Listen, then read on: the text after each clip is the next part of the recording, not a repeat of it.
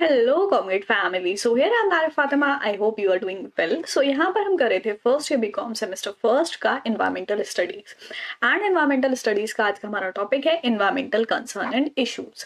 सो आज की वीडियो में हम एनवायरमेंटल कंसर्न और इश्यूज के बारे में पढ़ेंगे। क्या क्या टॉपिक्स हम पढ़ने वाले हैं वो देख लेते हैं।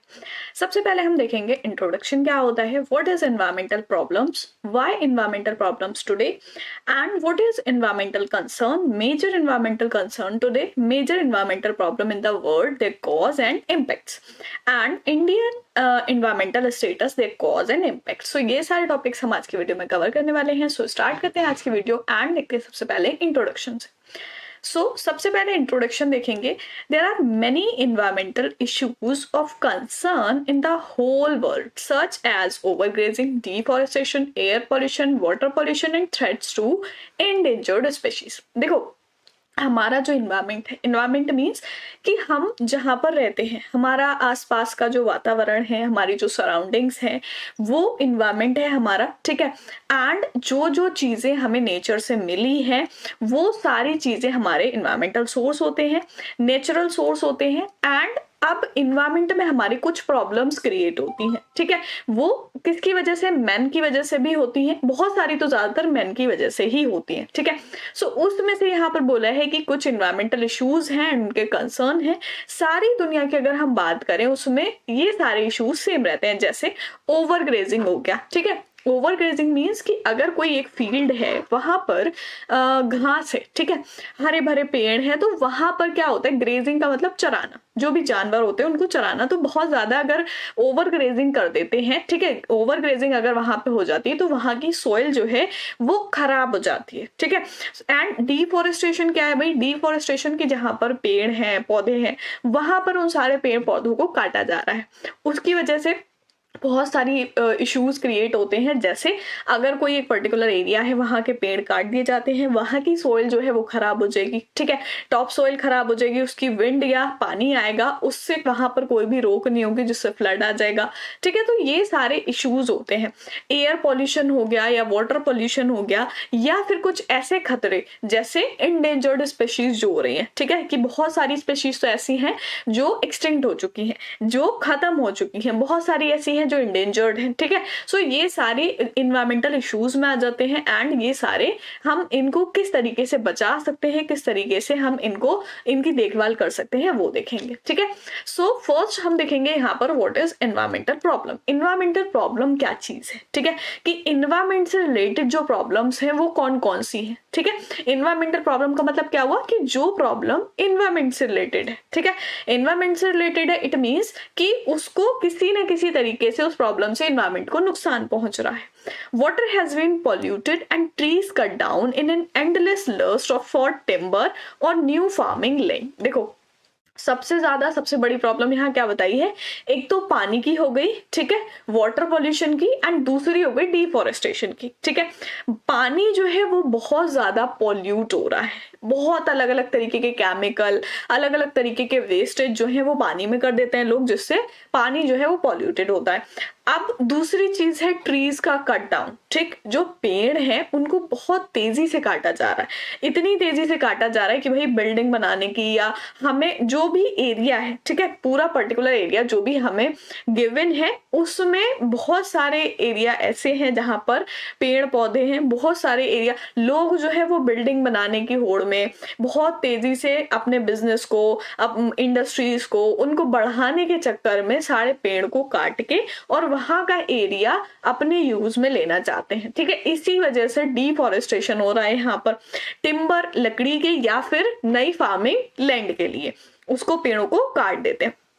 Precious topsoil that took thousands of years to make blew away in the wind and replaced with the bad experience and material to which mankind has never have been exposed।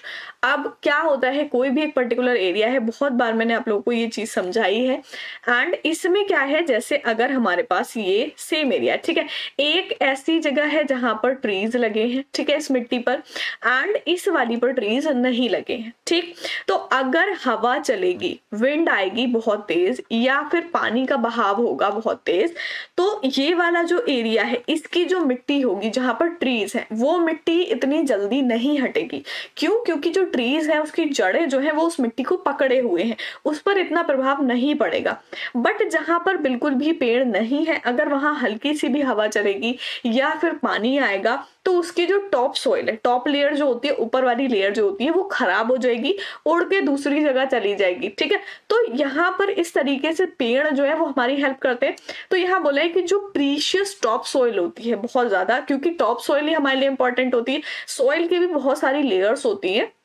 Top soil means कि सबसे ऊपर वाली जो layer होती है। ठीक है, तो बहुत हजारों साल लगते हैं उसको बनने में। ठीक है, सॉइल में कितनी सारी चीजें प्रेजेंट होती हैं जो हमारे क्रॉप्स के लिए, बहुत सारी चीजों के लिए हेल्पफुल होती हैं। ठीक है, अब हवा आती है या पानी का बहाव होता है तो वो सारी चीजें खराब हो जाती हैं। ठीक है, the clean air has been filled with dirt, filth and danger. साफ हवा जो है अब वो किस चीज से भरी हुई है? Field with dirt, filth and danger, खतरे से, गंदगी से, क्योंकि उसमें इतने सारे बुरी गैसेस प्रेजेंट हैं, इतनी सारी चीजें उसमें, इतने सारे चीजें वहां पर प्रेजेंट है एयर में कि वो हमारे लिए खतरा बनी हुई है।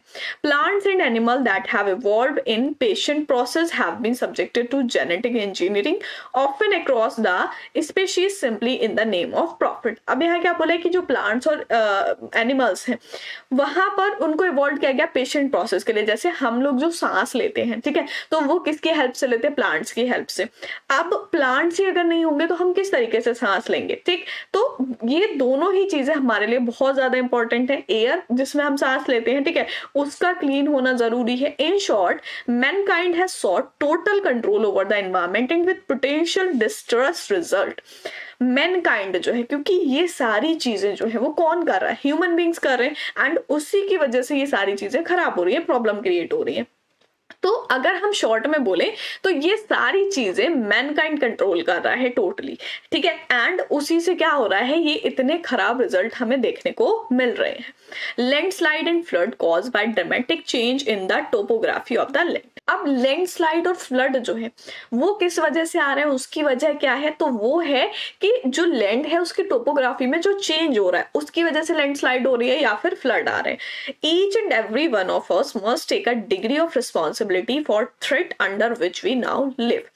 अब हम में से हर एक कोई, जो भी लोग हैं, ठीक है, जो भी लोग इस धरती पे रह रहे हैं, उनकी ये रिस्पॉन्सिबिलिटी है, ठीक है, कि जो भी चीजें हैं, जिस भी थ्रेट में या जिस भी खतरे में हम लोग जी रहे हैं उसको हम रिस्पॉन्सिबिलिटी की तरह निभाएं, उन प्रॉब्लम्स को दूर करने की कोशिश करें। थ्रेट एज इन कि जैसे हवा हो गई, ठीक है, हवा में बहुत सारी चीजें, गंदगी, बहुत सारा खतरा हमारे लिए मिला हुआ है जिससे हम सांस ले रहे हैं। ठीक, तो वो सारी कौन गंदी कर रहा है? हम लोग ही गंदी कर रहे हैं वो हवा। पानी जो हम पी रहे हैं वो पॉल्यूटेड है। ठीक है, तो ये सारी चीजें हमारे हाथ में है, हमें ये रिस्पॉन्सिबिलिटी लेनी चाहिए कि हम जिस खतरे से जूझ रहे हैं उसे हमें कम करना चाहिए। ठीक है, सो इन्वायरमेंटल प्रॉब्लम्स क्या होती है, आई होप क्लियर हो गया होगा। देन हम देखेंगे व्हाई इन्वायरमेंटल प्रॉब्लम्स टुडे। आजकल क्या इन्वायरमेंटल प्रॉब्लम्स एंड क्यों है? Environmental problems are stated with humanity. किससे रिलेट करती है इन्वायरमेंटल प्रॉब्लम? ह्यूमैनिटी से। अब presence of nature was even before humanity. अब ह्यूमैनिटी से पहले से नेचर प्रेजेंट है, ठीक है, but the nature was considered as superior to the mankind. लेकिन नेचर को क्या कंसिडर किया गया, क्या माना गया कि मैनकाइंड से ऊपर है। ठीक है, क्यों? क्योंकि नेचर जो है वो ह्यूमन से पहले से प्रेजेंट है, particularly after industrial revolution which is coincidentally the start of technology was breaking stage of dichotomy between the man and nature for superiority। अब यहाँ पर क्या बोला, जब से इंडस्ट्रियल रिवॉल्यूशन आया, मतलब इंडस्ट्रीज बनना स्टार्ट हुई, उसके बाद से ये कोइंसिडेंटली ये हुआ कि टेक्नोलॉजी स्टार्ट हुई। ठीक है, टेक्नोलॉजी स्टार्ट होने के बाद दोनों के बीच में ये हो गया कि भाई मैन और नेचर कौन सुपीरियर है। ठीक है, since then the one way tussle between man and nature resulting into rapid loss to nature and slow but stable kick back for nature has stated. आप देखो मैन जो है वो बहुत सारी चीजें ऐसी कर रहे हैं, जैसे जैसे टेक्नोलॉजी आ रही है वैसे वैसे हम लोग नेचर को बहुत ज्यादा नुकसान पहुंचाते जा रहे हैं, ठीक है। तो इससे हमारा नेचर जो है उसका बहुत ज्यादा लॉस हो रहा है। Causes for environmental problem, environmental problems के लिए क्या वजह है जिसकी वजह से इन्वायरमेंटल प्रॉब्लम्स क्रिएट हो रही हैं। So first one is population, the main cause. भाई सबसे बड़ा जो कॉज है वो क्या है, पॉपुलेशन। क्योंकि पॉपुलेशन जैसे जैसे इंक्रीज हो रही है वैसे वैसे हमें नेचुरल रिसोर्सेज चाहिए अपनी नीड्स को सेटिस्फाई करने के लिए, बट रिसोर्सेज जो है वो लिमिटेड है। तो जैसे पॉपुलेशन इंक्रीज हो रही है वैसे रिसोर्सेज इंक्रीज नहीं हो रहे हैं, तो वो हमारे लिए एक प्रॉब्लम क्रिएट हो रही है, ठीक है। कि जो रिसोर्सेज है वो एक टाइम तक के लिए है, अगर वो खत्म हो जाएंगे उसके बाद हम क्या करेंगे। तो हमें बहुत ही संभल कर बहुत ही समझदारी से उन चीजों को यूज करना है एंड पॉपुलेशन पर कंट्रोल करना है। Second thing, poor understanding about the intricacy of natural process. दूसरी चीज ये है कि नेचुरल प्रोसेस जो है पूरे हमारे नेचुरल प्रोसेस जैसे वाटर साइकिल हो गया, नाइट्रोजन साइकिल हो गया, ठीक है। तो इन सारी चीजों की समझ नहीं है, पुअर अंडरस्टैंडिंग है। Third is communication transportation increase access to opportunities. Communication और ट्रांसपोर्टेशन ने क्या करा है कि अपॉर्चुनिटीज का एक्सेस जो है उसको बढ़ा दिया है, अपॉर्चुनिटीज ज्यादा मिल रही है कम्युनिकेशन एंड ट्रांसपोर्टेशन की वजह से। अब भाई अगर अपॉर्चुनिटीज ज्यादा मिल रही है तो ये इन्वायरमेंटल प्रॉब्लम कैसे है, इन्वायरमेंटल प्रॉब्लम कैसे है, क्योंकि टेक्नोलॉजी जो है वो हमें कम्युनिकेशन एंड ट्रांसपोर्टेशन प्रोवाइड कर रही है, ठीक है। बट जैसे अगर हम एक एग्जांपल लें कि एक फार्मर है, ठीक, वो क्या करता है अपनी क्रॉप उगाता है, बट उसको ये समझ नहीं है कि किस तरीके से उन चीजों को यूज करना है, किस तरीके से हमें मार्केट तक पहुंचना है, ठीक है। सो ये जो है ये एक इन्वायरमेंटल हमारा प्रॉब्लम हो सकता है। And next is misuse of technology, nature's exploitation. Technology का गलत यूज हो रहा है एंड किस लिए, नेचर को एक्सप्लॉइट करने के लिए, ठीक है। नेचर उससे हमारा खराब हो रहा है जब टेक्नोलॉजी को गलत तरीके से यूज किया जा रहा है, क्योंकि बहुत सारी चीजें, बहुत सारी जो टेक्नोलॉजीज हैं वो इस तरीके से बनाई जा रही है जिससे हमारे जो नेचर है उसको लॉस हो रहा है, क्योंकि टेक्नोलॉजी जो है वो इस तरीके से यूज की जा रही है, इस तरीके से बनाई जा रही है जिससे हमारे नेचर को लॉस हो रहा है। सो ये कुछ हमारी इन्वायरमेंटल प्रॉब्लम्स हैं आज की। And what is environmental concern. अब इन्वायरमेंटल कंसर्न क्या है, environmental concern is awareness of a person about environmental problems, his or her support attempt for solving them और the level of his or her willingness for contributing such attempt. अब देखो concern का मतलब हम कहते हैं ना कि किसी भी पर्सन की कंसर्न होना, ठीक है। तो इसका मतलब ये है कि अगर आपको इन्वायरमेंटल कंसर्न है, इट मीन्स कि आपको इन्वायरमेंट की फिक्र है, ठीक है। कोई भी एक ऐसा इंसान, कोई भी एक ऐसा पर्सन जो अवेयर है, ठीक है, जिसको पता है कि इन्वायरमेंटल प्रॉब्लम्स क्या हैं एंड उनको किस तरीके से ठीक किया जा सकता है, तो उसको ठीक करने के लिए, उन प्रॉब्लम्स को सॉल्व करने के लिए अगर वो कोई सपोर्ट करता है, कोई अटेम्प्ट लेता है, कोई स्टेप लेता है, तो वो हम कहेंगे कि ये इन्वायरमेंटल कंसर्न है इस पर्टिकुलर पर्सन का। एंड अगर वो अपना कोई भी उसमें कंट्रीब्यूशन करता है तो ये उसका अटेम्प्ट हो जाएगा कि भाई वो इन्वायरमेंट की कंसर्न करता है, अपने इन्वायरमेंट को बचाने की कोशिश कर रहा है। These concern possess the capacity to generate the problems, none of the problem of the environment has developed overnight। ये कंसर्न जो है ये कैपेसिटी रखते हैं कि वो जो प्रॉब्लम्स जनरेट हो रही है उनको लेकर कंसर्न है। एंड कोई भी प्रॉब्लम है वो एक रात में नहीं होती। यहाँ पर बोला है एक रात का मतलब ये है कि कोई छोटे से टाइम पीरियड में एकदम से बड़ी सी प्रॉब्लम क्रिएट नहीं हो जाती है, उसको टाइम लगता है। जैसे जैसे हम उस प्रॉब्लम को बढ़ाते जाते हैं, उस पर ध्यान नहीं देते, वैसे वैसे वो प्रॉब्लम बड़ी हो जाती है, ठीक है। सो जो इन्वायरमेंटल प्रॉब्लम है वो एक रात में नहीं होती या एक छोटे से टाइम में बहुत बड़ी नहीं हो जाती है। Environment being a close system take over very long time to react because it carrying capacity. Environment जो है वो एक क्लोज सिस्टम है, ठीक है, बहुत लंबा टाइम लगता है इसको रिएक्ट करने में। And when carrying capacity is over exceed slowly generate into a problem. अब जब कैरिंग कैपेसिटी जो है वो बहुत ज्यादा बढ़ जाती है तब वहां पर हम उसको कहते हैं कि ये एक प्रॉब्लम क्रिएट हो गई। जैसे किसी भी चीज को मतलब फिल करने की, किसी भी चीज को एक प्रॉब्लम की एक क्षमता होती है भाई, कि अगर आप कोई भी चीज है, मान लो अगर वुड का एग्जाम्पल ले लें या हम पेट्रोल का एग्जाम्पल ले लें, ठीक है, या फिर चलो हम ट्रीज का एग्जाम्पल ले लेते हैं, ठीक है, कि किस तरीके से काटा जा रहा है। चलो भाई एक पेड़ काट लिया, दो काट लिया, तीन काट लिया, अभी ये प्रॉब्लम नहीं है, ठीक है, क्योंकि अभी हम यूज के लिए काट रहे हैं, किसी भी वजह से हम काट रहे हैं, बट ये इतनी बड़ी प्रॉब्लम नहीं है। अब तेजी से वो पेड़ कटते जा रहे, जंगल के जंगल खत्म हो जा रहे हैं। तो यहाँ पर वो प्रॉब्लम जो है, मतलब कैपेसिटी, कैरिंग कैपेसिटी का मतलब ये है कि भाई इतना इन्वायरमेंट जो है वो कैरी कर सकता है कि अगर आप 1-2 पेड़ काट लेते हो उससे इतना ज्यादा फर्क नहीं पड़ता है, ठीक है।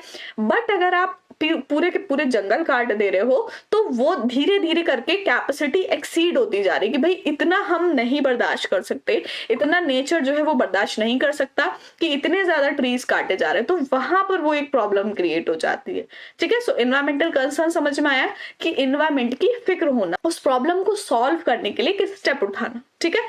देन नेक्स्ट हम देखेंगे मेजर इन्वायरमेंटल कंसर्न टुडे। सबसे बड़े कंसर्न क्या है जो इन्वायरमेंट से रिलेटेड है? Following are some of the important concern in the world. अगर हम पूरे वर्ल्ड की बात करें तो क्या इंपॉर्टेंट कंसर्न है? First one is rapid use of renewable resources resulting into demand for fuel. देखो बहुत तेजी से जो यूज हो रहा है किस चीज का? फ्यूल का, ठीक है। तो जैसे रिन्यूएबल रिसोर्सेज जो है, यहाँ पर बोला है यूज ऑफ रिन्यूएबल रिसोर्सेज से क्या हो रहा है? डिमांड जो है फ्यूल की वो बढ़ रही है, ठीक है। एंड दूसरी चीज reduction of biodiversity, decline in forest area due to expansion of agriculture and settlement. क्या यहाँ पर बोला है कि रिडक्शन ऑफ बायोडाइवर्सिटी, बायोडाइवर्सिटी का रिडक्शन एंड फॉरेस्ट एरियाज का डिक्लाइन, डिक्लाइन मीन्स कम होना, कि भाई जहां पर पेड़ हैं, फॉरेस्ट है, उसको काट कर लैंड बनाया जा रहा है जहां पर बिल्डिंग्स बनाई जा सके, इंडस्ट्रीज बनाई जा सके, फैक्ट्रीज बनाई जा सके, ठीक है। एंड ये जो है किस वजह से हो रहा है? Due to expansion of agriculture and settlement. And third one is escalating use of energy due to luxurious life and consumerism. Consumerism की वजह से एंड लग्जूरियस लाइफ की वजह से यहाँ पर एनर्जी का यूज एक्सकेलेट हो रहा है। And use of unplanned urban infrastructure particularly in coastal areas resulting into stress on fragile coastal ecosystem. Coastal ecosystem मतलब जो कोस्ट लाइन्स होती हैं, कोस्टल एरियाज होते हैं, वहां पर अर्बन इंफ्रास्ट्रक्चर हो रहा है जिसकी वजह से जो कोस्टल इकोसिस्टम है उस पर इफेक्ट पड़ रहा है, उस पर स्ट्रेस आ रहा है। Global warming due to high level of emission of green house gases, green house gases की वजह से ग्लोबल वार्मिंग बढ़ रही है, ठीक है। एंड ये सारी चीजें जो है ये हमारे मेजर एनवायरमेंटल कंसर्न है कि अगर हम किसी भी एक पर्टिकुलर एरिया की बात नहीं भी करते हैं, पूरे वर्ल्ड की बात करते हैं, तो ये सारी प्रॉब्लम हर जगह देखी जाती है, ठीक है। And next one is major environmental problems in the world and their cause and impact। जो सारी प्रॉब्लम्स हैं पूरे वर्ल्ड में, ठीक है, जो environmental प्रॉब्लम्स हैं उनके क्या कॉज है, किस वजह से होती हैं और उनके क्या इम्पेक्ट होते हैं। फर्स्ट वन जो पहली प्रॉब्लम है ग्लोबल वार्मिंग या फिर क्लाइमेट चेंज, ठीक है, जैसे कि अभी हमने पढ़ा ग्रीन हाउस गैसेस की वजह से होती है। Global warming is one of the major issue we are being faced with. हम इस चीज से जो फेस कर रहे हैं, ग्लोबल वार्मिंग जो है वो एक बहुत ही बड़ा इशू है। The term signifies an increase in the atmospheric temperature near the earth's surface which is caused by various reasons। क्या बोला है कि भाई किस वजह से होती ग्लोबल वार्मिंग? जो एटमॉस्फेरिक टेम्परेचर होता है वो इंक्रीज हो जाता है अर्थ सरफेस के जो पास होता है, ठीक है। अर्थ सरफेस के पास में एटमॉस्फेरिक टेम्परेचर जब हाई हो जाता है, इंक्रीज हो जाता है, उसकी वजह से ग्लोबल वार्मिंग होती है। एंड ये बहुत सारे रीजंस की वजह से होती है। Second thing is depletion of ozone layer. बहुत टाइम से पढ़ते हुए आ रहे होंगे ओजोन लेयर का, ठीक है, कि क्या होती है ओजोन लेयर एंड किस तरीके से ये डिप्लेट हो रही है। द स्ट्रेटोस्फीयर कंप्राइज, देखो हमारी जो एटमॉस्फेयर है उसमें कई सारी लेयर्स ऐसे करके एयर की बनी हुई होती है, ठीक है। उसमें से एक लेयर होती है हमारी स्ट्रेटोस्फीयर। ये सारी जो लेयर होती है, एटमॉस्फेयर इसी से बना होता है, स्ट्रेटोस्फेयर, मेसोस्फेयर, ट्रोपोस्फेयर, ठीक है। उसमें से ये स्ट्रेटोस्फेयर जो है हमारी, उसमें ओजोन होती है। Ozone at the height of approximately 16 to 22 miles that protect us from harmful ultraviolet UV rays of the sun. अब देखो जो हमारी स्ट्रेटोस्फेयर होती है, तो स्ट्रेटोस्फेयर किस लिए बनी हुई होती है? यहाँ पर बोला है कि 16 to 22 माइल्स अप्रोक्सीमेटली होती है ये नीचे से, ठीक है। एंड ये क्या करती है, जो सन की रेज होती है, अल्ट्रावायलेट रेज होती है, उससे हमें प्रोटेक्ट करती है। Exposure of these layer cause skin cancer and cataracts. अब देखो अगर ये लेयर ना हो, ठीक है, सन की डायरेक्ट रेज हम पे पड़े तो उससे क्या हो सकता है? स्किन कैंसर हो सकता है एंड कैटरेक्ट्स हो सकता है, कि इतनी हार्मफुल होती है यूवी रेज, ठीक। However the ozone layer filter out the dangerous UV rays from sunlight as it enter the earth atmosphere. तो ओजोन लेयर क्या करती है, फिल्टर आउट करती है जो भी डेंजरस यूवी रेज होती है, मतलब जो हमारी स्किन के लिए हमारे लिए हार्मफुल है उनको हटा देती है सनलाइट से, ठीक है। उसके बाद जो रेज होती है वो एटमॉस्फेयर में आती है। The chlorofluorocarbon CFC that are man made chemical are released in atmosphere through CFC containing aerosol, refrigeration equipment, foam and by product of certain industrial process. अब देखो ये जो हमारी ओजोन लेयर है वो डिप्लेट किस वजह से हो रही है, क्या रीजन था। सो रीजन है इसका क्लोरोफ्लोरोकार्बन, ठीक है। CFC कार्बन जो है वो वजह है जो हमारी ओजोन लेयर वो जो डिप्लेट हो रही है, ठीक है। डिप्लेट का मीन्स आपने पढ़ा होगा कि जो हमारी ओजोन लेयर है उसमें एक होल हो गया था, ठीक है। एक होल हो गया था, होल मीन्स कि डायरेक्ट रेज नीचे आ रही है, ठीक है। इट मीन्स कि सन रेज जहां होल हो रखा है वहां से अगर सीधे नीचे आएंगी तो अगर किसी पे भी पड़ती है उसको स्किन कैंसर होने का खतरा है, ठीक है। एंड देन कोरोना के टाइम में क्या हुआ, ये जो होल था वो थोड़ा सा सही हो गया था, फिलअप हो गया था एंड बट अभी पूरी तरह खत्म नहीं हुआ था, ठीक है, क्योंकि पॉल्यूशन एंड क्लोरोफ्लोरोकार्बन जो था उसको बैन कर दिया गया है, ठीक। एंड किस में देखने को मिलता था, जैसे रेफ्रिजरेटर हो गए, ठीक है, या फिर फोम हो गया या इससे बने और भी प्रोडक्ट हो गए जो इंडस्ट्रियल प्रोसेस में यूज होते थे, तो वो सारी चीजें बैन कर दी गई हैं, ठीक है, जिससे हमारी ओजोन लेयर जो है वो प्रोटेक्ट हो सके। And next is pollution. यहाँ पर जो नेक्स्ट मेजर प्रॉब्लम है वो है pollution. Industrialisation is one of the milestone in human progress and civilisation. Industrialisation जो है वो एक बहुत ही बड़ा माइलस्टोन है ह्यूमन प्रोसेस में, कि जो ह्यूमन है उन्होंने किस तरीके से प्रोग्रेस की, कि किस तरीके से वो सालों से ऐसे आगे बढ़ते हुए आ रहे हैं। तो जब से इंडस्ट्रीज बनना स्टार्ट हुई, हम जितने भी प्रोडक्ट यूज करते हैं उन सब चीजों की ज्यादातर इंडस्ट्रीज होती हैं, तो हमारी नीड को सेटिस्फाई करने के लिए जो भी प्रोडक्ट बनते हैं उनके लिए इंडस्ट्रीज सेटअप की जाती हैं।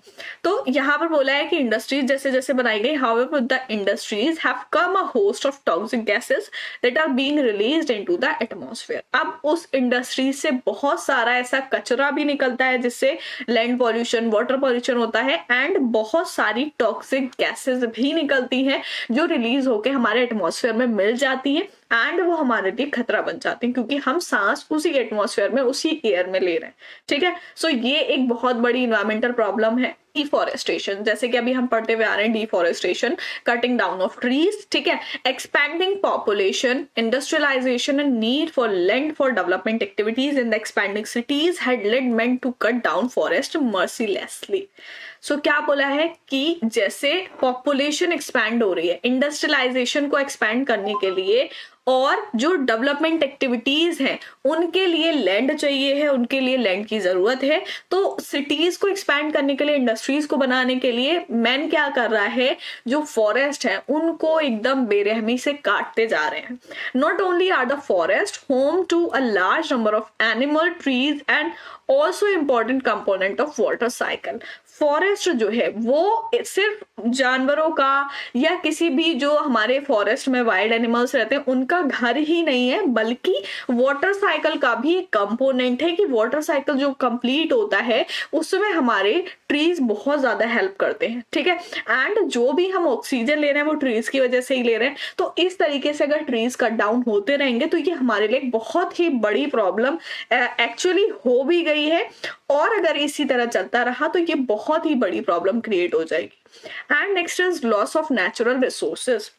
नेचुरल रिसोर्सेज का जो लॉस हो रहा है with the increase in population, one can see the loss of natural resources. Population जैसे जैसे इंक्रीज हो रही है उस तरीके से हम देख सकते हैं नेचुरल रिसोर्सेज का कितना लॉस हो रहा है। जैसे ये अभी जो ऊपर हमने एग्जांपल देखा कि अगर पॉपुलेशन इंक्रीज हो रही है, ठीक है, तो पॉपुलेशन के इंक्रीज होने से क्या हो रहा है भाई, कि अगर मान लो 1000 स्क्वायर फीट का एक एरिया है जहां पर 5 लोग रहते हैं, ठीक, अब वो 5 लोगों की फैमिली अगर 15 लोगों की फैमिली बन जाती है, इट मीन्स पॉपुलेशन इंक्रीज हो जाती है, तो उनका इतनी जगह में रहना मुश्किल है, ठीक है। तो वो क्या करेंगे, उनको और जगह चाहिए। अब वो और जगह कहां से आ रही है, पेड़ों को काट के लैंड एरिया आ गया, उससे घर बना रहे हैं, इंडस्ट्रीज बना रहे हैं, जो भी कर रहे हैं, ठीक है, बट ट्रीज तो कट रहे हैं, ठीक है। तो ये किस वजह से हो रहा है कि पॉपुलेशन इंक्रीज हो रही है, तो नेचुरल रिसोर्सेज का हमारे लॉस हो रहा है। This is cause due to various human activities. और इन सबके जिम्मेदार है कौन? ह्यूमंस, ठीक है। There are many reasons that cause loss of natural resources, this in term affect the ecosystem.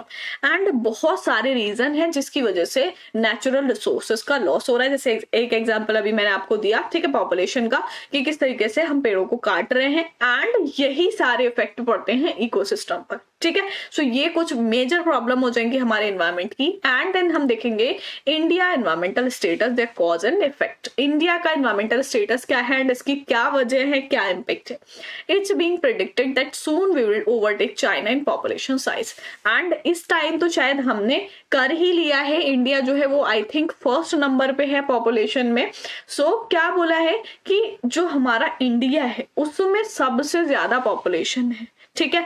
The present range of effort in area suggest that it will take about 2050 to stabilise the Indian population, that is the growth rate of population will be 1% per annum. यहाँ पर ये suggest किया गया है कि 2050 में, 2024 चल रहा है, ठीक है, तो अगर इंडियन पॉपुलेशन स्टेबलाइज हो पाएगी तो कब हो पाएगी? 2050 में जाके। एंड यहाँ पर दूसरी प्रॉब्लम हमारी क्या है? डिफॉरेस्टेशन, ठीक है। India is witnessing a rising demand for forest-based product. This is causing deforestation and encroachment into forest-protected areas, which leads to a severe loss of natural resources. Deforestation हो रहा है क्यों? क्योंकि जो डिमांड है फॉरेस्ट-बेस्ड प्रोडक्ट की, पेड़ों से जो प्रोडक्ट बनते हैं उनकी डिमांड बढ़ती जा रही है एंड उनको फुलफिल करने के लिए, उन डिमांड्स को फुलफिल करने के लिए पेड़ों को काटा जा रहा है, फॉरेस्ट को खत्म किया जा रहा है। तो ये हमारे नेचुरल रिसोर्सेज का लॉस हो रहा है। एंड दूसरी चीज, India has severe air pollution problem generated by industrial effluents and vehicle emission. India में बहुत ज्यादा एयर पॉल्यूशन हो रहा है, किसकी वजह से? इंडस्ट्रियल एफ्लुएंट्स की वजह से एंड व्हीकल एमिशन की वजह से, कि जो हमारी गाड़ियां होती है, ट्रांसपोर्ट सिस्टम जो है, उसमें से जो धुआं वगैरह निकलता है, जो पॉल्यूशन निकलता है, उसकी वजह से एयर पॉल्यूशन हो रहा है। Water treatment facilities have not kept pace with the increase in urban population and pollution of river and groundwater is a significant and worsening problem. क्या बोला है कि जो वाटर ट्रीटमेंट फैसिलिटीज है वो नहीं की जा रही है एंड इसकी वजह से अर्बन पॉपुलेशन इंक्रीज हो रही है और पॉल्यूशन जो है रिवर वाटर में, ग्राउंड वाटर में, वो खराब होता जा रहा है, बढ़ता जा रहा है, ठीक है। सो इंडिया में कुछ इन्वायरमेंटल प्रॉब्लम है एंड उसकी वजह क्या है, उसका क्या इम्पैक्ट है, वो हमने देखा। सो आज के वीडियो में हमने देखा एनवायरमेंट के बारे में, एनवायरमेंटल कंसर्न एंड इश्यूज क्या होते हैं। सो आई होप आप लोग को सारी चीजें अच्छे से समझ में आ गई होंगी। सबसे पहले हमने इंट्रोडक्शन देखा, फिर एनवायरमेंटल प्रॉब्लम्स क्या होती हैं एंड आजकल की एनवायरमेंटल प्रॉब्लम्स क्या है, एनवायरमेंटल कंसर्न क्या है एंड जो मेजर कंसर्न है आजकल के वो क्या है, major environmental problem in the world, पूरे वर्ल्ड की अगर बात करें सो उसमें क्या है, और अगर हम इंडिया की बात करें सो उसमें क्या चीजें हैं। सो आई होप सारी चीजें आप लोग को अच्छे से क्लियर हो गई होंगी। नेक्स्ट वीडियो में करेंगे नेक्स्ट टॉपिक। सो मिलते हैं नेक्स्ट वीडियो में, तब तक के लिए गुड बाय।